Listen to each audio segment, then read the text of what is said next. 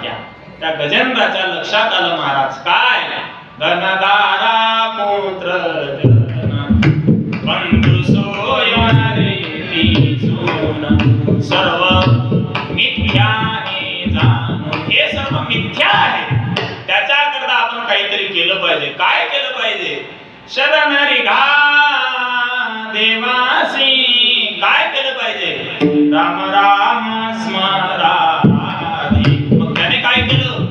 एक कमळ तोडलं आणि भगवान परमात्म्याला तो शरण गेला. आणि भगवान परमात्म्याचं प्रीत आहे जो मज होय अनन्य शरण तयाचे निवारी जन्म मरण या लागी शरणागता शरण्यमीची एको. भगवान परमात्म्याने त्याची हाक ऐकली. काय ऐकली? हाक ऐकली भगवान परमात्म्याने. आणि हाक ऐकल्याबरोबर भगवान परमात्मा शुक्रवारी निघाले आणि पुढच्या शुक्रवारी पोहोचले. नाही, शुक्रवारी पोहोचले. शुक्रवारी निघाले 10 वाजता. 10 वाजता नाही, किती वाजता? 9:40 निघाले रात्री. आणि केव्हा पोहोचले? दुसऱ्या दिवशी 9:40 नाही, 9:40 निघाले, 10:40 पोहोचले. नाही,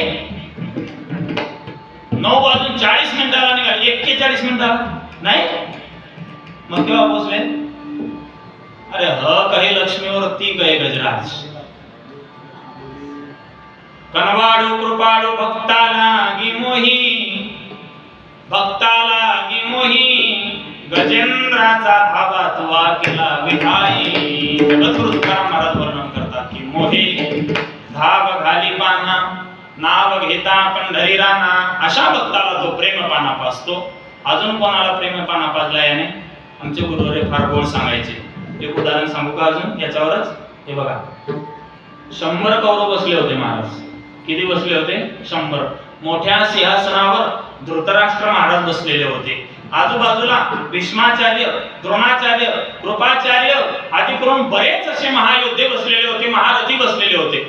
5 पती बसलेले होते तिथे. किती? 5 पती. त्या दुर्योधनाने त्या दुःशासनाला आदेश दिला की जा तिचे केस पकडून तिला ओढत आण. ती रजस्वला होती. अशा अवस्थेमध्ये त्या दृष्टाने तिला भर सभेमध्ये, महापुरुषांच्या भर सभेमध्ये ओढत आणलं. नुसतं ओढत आणलं नाही, तिथे आणल्याच्या नंतर तिची साडी ओढायला लागली. तिने सर्वांकडे पाहिलं, सगळ्यांनी माना खाली घातल्या. तिच्या लक्षात आलं की ती आपल्याला वाचवणार कोणीच नाही. तेव्हा तिने देवाला हाक दिली. कोठे गुंतला असी द्वारकेच्या राया किंवा येई का तुम्हाय बापा पंढरीच्या राया किंवा येई ओ विठ्ठले माझे माऊली. देवाला तिने आवाज दिला. आमचा भगवान परमात्मा माझी द्रौपदी वस्त्र नसताना उघडी दिसेल म्हणून आमचा परमात्मा नेसती लुगडी झाला. कौरवी पांचाळी सभे माझी आणली वस्त्र हरणे वस्त्र कैशी झाली माऊली. म्हणून महाराज म्हणतात मोहे धाव घाली पाना नाव घेता पंढरी राना. वास्तविक पाहता हा भगवान परमात्मा जर पाहिला गेला ना कुठेच दिसत नाही. पण भक्त जर संकटामध्ये पडलेला असेल तर परमात्मा त्या ठिकाणी उडी मारतो. तुकाराम महाराज वर्णन करतात की कोठे न दिसे पाहता उडी घाली अवचिता. त्याने कोणाकरता उडी मारली हो? उकळत्या तेलामध्ये टाकलं, हत्तीच्या पायाखाली तुडवलं, पर्वताच्या खाली दाबलं. कितीतरी मारण्याचे प्रयत्न केले. कोणाला? प्रल्हादजींना.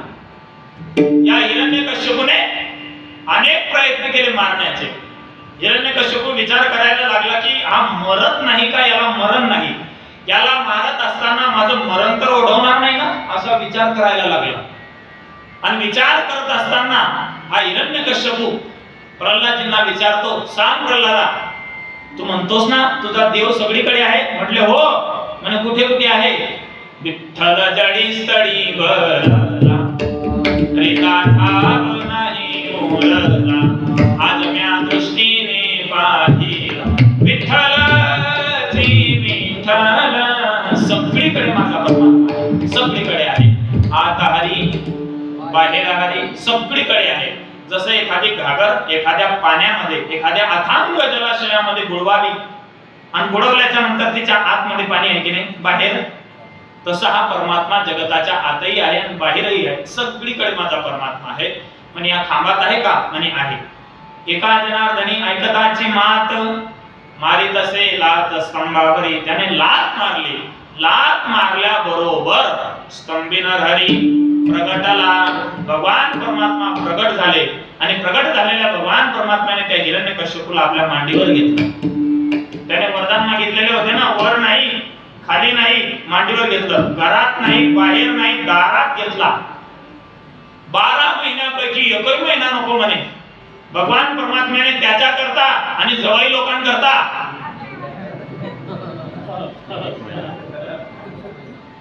त्याच्या करता आणि जवाई लोकांकरता स्पेशल महिना उभारला, स्थापन केला. तो म्हणजे अधिक मास, दोंड्याचा महिना येत आहे. घाबरू नका जवाई बापू.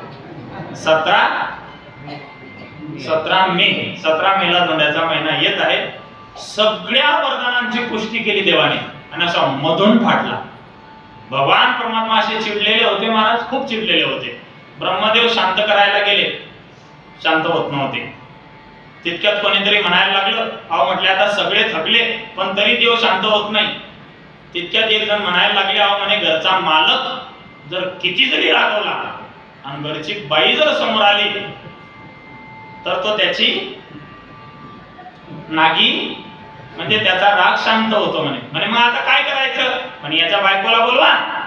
मग त्याची बायको कोण, लक्ष्मी माता. नारदजी गेले पडत पडत पडत पडत. नारदजी म्हणायला लागले, म्हणले माते असं असं झालेलं आहे, पटकन चला. माता म्हणे चिंता करू नका. मातेने खोसला पदर मारत आरतीचं ताट हातामध्ये घेतलं आणि आली तिथे. देवाचा चेहरा पाहिला, आरतीचं ताट खाली फेकलं, पडूनच गेली. लोक म्हणायला लागले, तिथले देवता लोक, अहो म्हणे माते जरा देवाला शांत करा, तुम्ही पळायला लागल्या. म्हणे भाऊ, ओ नारद भाऊ, ते आमचं नाही म्हणे, दुसरंच कोणी, दादाचा पप्पा नाही म्हणे, तो दुसराच कोणीतरी म्हणे. शेवटी ब्रह्मदेवाने प्रल्हादजींना पुढे केलं. जसं एखादी गाय आपल्या वासराला चाटावी तसं परमात्मा त्या प्रल्हादजींच्या विषयी अंतःकरणात परमात्म्याच्या असं प्रेम दाटून आलं आणि भगवान परमात्मा प्रल्हादजींना चाटायला लागले. भगवान परमात्मा प्रल्हादजींना म्हणतात, प्रल्हादा अरे तुझ्या अंगाला स्पर्श करत असताना माझ्या अंगाला काटा येत आहे. इतक्या सुकुमार तुझ्या अंगावर या दृष्ट असलेल्या तुझ्या पित्याने इतके अत्याचार केले. प्रल्हादा मला यायला उशीर झाला, मला माफ कर. देवाची अवस्था पाहिली. असो, पुढचा भाग मला आता सांगायचा नाही. मला मुद्दा मांडायचा आहे की वास्तविक पाहता परमात्मा कुठेच दिसत नाही, पण भक्त जर संकटामध्ये पडलेला असेल तर तुकाराम महाराज म्हणतात, तो कुठून सुद्धा उडी मारतो. कोठे न दिसे पाहता उडी घाली अवचिता. महाराज हा भगवान परमात्मा भक्ताची आई आहे. काय आहे, आई आहे. मग ती आई काय करते, आई काय करते, आपल्या मुलावर जर काही दुःख आलं ना तर ते दुःख आपल्यावर घेते आणि आपल्या जवळचं सुख आपल्या मुलाला देते. तुम्ही तसंच करता ना, नाही तसंच करता तुम्ही. हा, जी असं करते तिलाच आई म्हणतात. आमचा परमात्मा विठाई किठाई माझे उष्णाई का नाही, हा सर्वांची आई आहे. म्हणून हा परमात्मा काय करतो, आपल्या भक्ताला आपलं सुख देतो आणि भक्तावरचं दुःख आपल्यावर घेतो. तुकाराम महाराज वर्णन करतात की सुख ठेवी आम्हासाठी, दुःख आपणाची गोटी. मीराबाईंचा प्रसंग आठवा. मीराबाई नामस्मरण करायला लागली. संपूर्ण गाव त्या राजाला दूषण द्यायला लागले. राजाला म्हणायला लागले, अरे राजा, संपूर्ण गावामध्ये खऱ्या अर्थाने पाहायचं झालं तर तुझं वजन आहे, गावात नाही अख्ख्या आपल्या पुऱ्या पंचक्रोशीत जिथपर्यंत आपले हात आहे तिथपर्यंत तुला सगळे घाबरतात आणि स्वतःची पोरगी तुझं ऐकत नाही. राजाला अपमान वाटला. राजाने काय केलं, मग विषका प्याला. राजाजीने भेजा. मीराबाईंनी काय केलं, पिबत पिबत मीरा, असे मीराबाईंनी ते विष पिलं. पण मीराबाईला काहीच झालं नाही. पण मीराबाईंजवळ जी देवाची मूर्ती होती ती मूर्ती काळी पडली. काय पडली, काळी पडली. याचा अर्थ असा होतो की मीराबाईवर आलेलं संकट म्हणजे मीराबाईवर आलेलं दुःख कोणी घेतलं, देवाने घेतलं. म्हणून महाराज म्हणतात, सुख ठेवी आम्हासाठी, दुःख आपणची घोटी. इतकंच नाही हा भगवान परमात्मा वेळे प्रसंगी आपल्या भक्ताला आपल्या पाठीमागे घालतो आणि कळी काळाच्या सोबत सुद्धा भांडण करतो.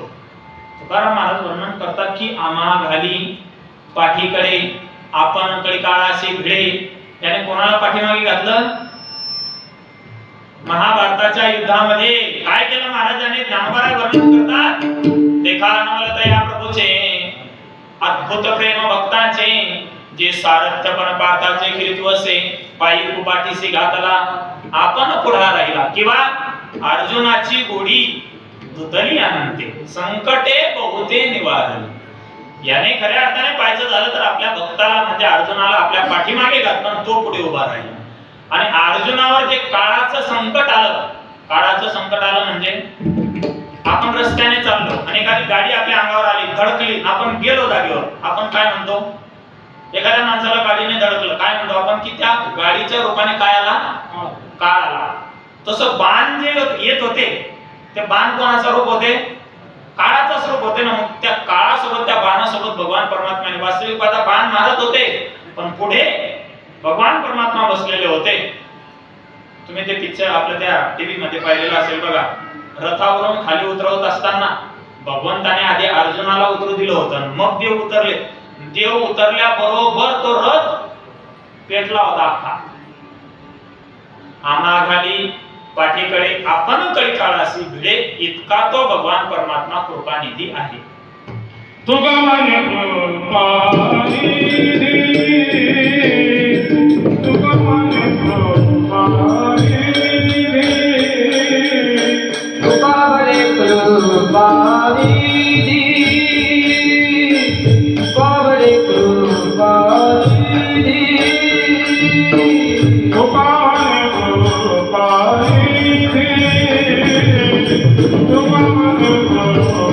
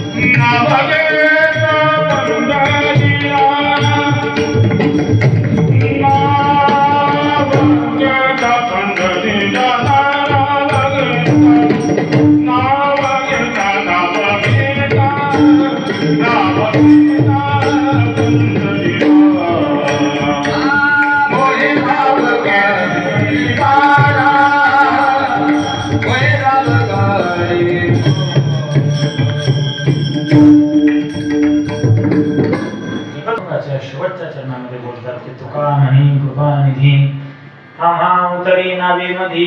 तो भगवान परमात्मा काय आहे? कृपानिधी आहे. तुका म्हणे हा तव कृपेचा सागर, तो कृपेचा सागर आहे. कृपेचा सागर असणारा भगवान परमात्मा काय करतो तर आम्हा उतरी नावेमध्ये, आम्हा उतरी नावेमध्ये म्हणजे काय, तर भगवान परमात्म्याचे 1000 नाव आहे. विष्णू सहस्रनाम किती आहे, 1000 नाव आहे. त्या 1000 नावांचे तो 1000 नावा बनवतो, म्हणजे अनेक नावा बनवतो. त्या नावेमध्ये तो नावाडी होतो. नावाडी झाल्याच्या नंतर आपल्या भक्ताला त्या नावेमध्ये तो बसवतो आणि अशा ठिकाणी नेतो की जिथून कोणी वापसच येणार नाही.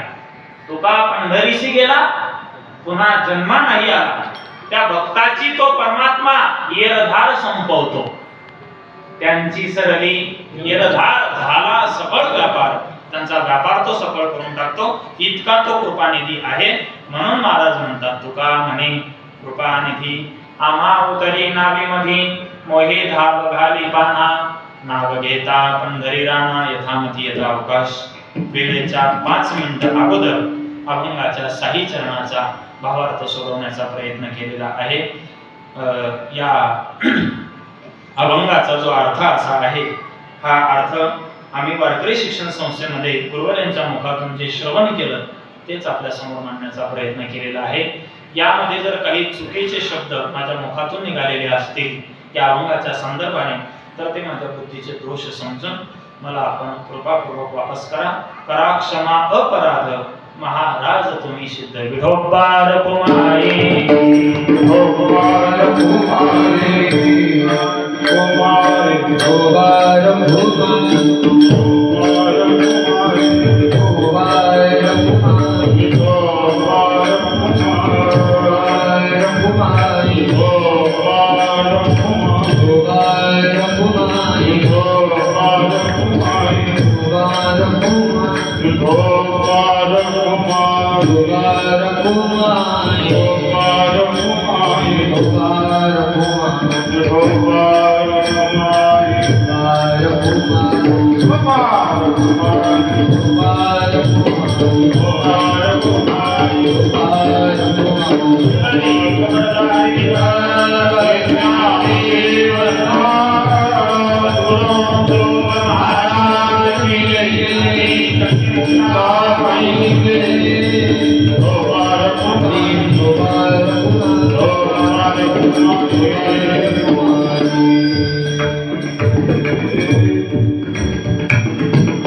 आम्हासाठी अवतार मत्स्य कुर्मादी सुकर मोही धाव घाली पाना, नाव घेता पंढरी राणा. या ठिकाणी आदरणीय महाराज यांनी मला सेवेसाठी बोलवलं. वेळेच्या आतमध्ये मी या ठिकाणी आलेलो आहे आणि वेळेच्या आतही चिंतनाची सेवा भगवान परमात्म्याच्या चरणावर समर्पित करण्याचा प्रयत्न केलेला आहे.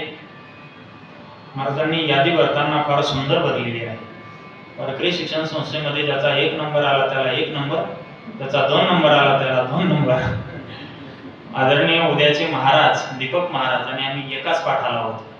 2023 2022 म्हणजे 2017 आणि 2022 पर्यंत जवळजवळ 5 वर्ष अभ्यासक्रम तुम्ही 4च वर्ष केला. पण जोग महाराजांनी आमच्यावर खूप कृपा केली, 1 वर्ष जास्त वाढवून दिलं. ते म्हणजे कोरोनाचं होतं. पण त्या कोरोनाच्या काळामध्ये मी घरी नव्हतो, संस्था सांभाळायला होतो. 5 वर्ष वारकरी शिक्षण संस्थेमध्ये अभ्यासक्रम शिकण्याचा योग आला. आणि त्याचबरोबर आता वारकरी शिक्षण संस्थेची बोलायचं म्हणजे असं आहे, मी तर असं म्हणेल की ज्ञानोबारायांनी एकाच रेड्याच्या मुखातून वेद बोलवला. काय ज्ञानोबारायांनी एकाच रेड्याच्या मुखातून वेद बोलवला, परंतु आमच्या स्वानंद सुखनिवासी सद्गुरू जोग महाराजांनी आमच्या सारखे हजारो रेडे बोलवायला लावले. इतकी ताकद या वारकरी शिक्षण संस्थेमध्ये आहे. आपण या वारकरी शिक्षण संस्थेचं संपूर्ण महाराष्ट्रभर नवे महाराष्ट्राच्या बाहेर, भारताच्या बाहेर कार्य पाहत आहात. जवळजवळ संपूर्ण वारकरी संप्रदाय, वास्तविक पाहता मोठी लोक असं म्हणत असतात की वारकरी संप्रदाय हा टिकवला खळकर यांनी आणि वाढवला सद्गुरू जोग महाराजांनी. म्हणून अशा स्वानंद सुखनिवासी सद्गुरू जोग महाराजांचे पायी आम्ही आहोत. म्हणून त्या जोग महाराजांच्या चरणी सेवा समर्पित करून याच ठिकाणी वाणीला पूर्णविराम देतो. ज्ञानेश्वर माऊली ज्ञानेश्वर माऊली माऊली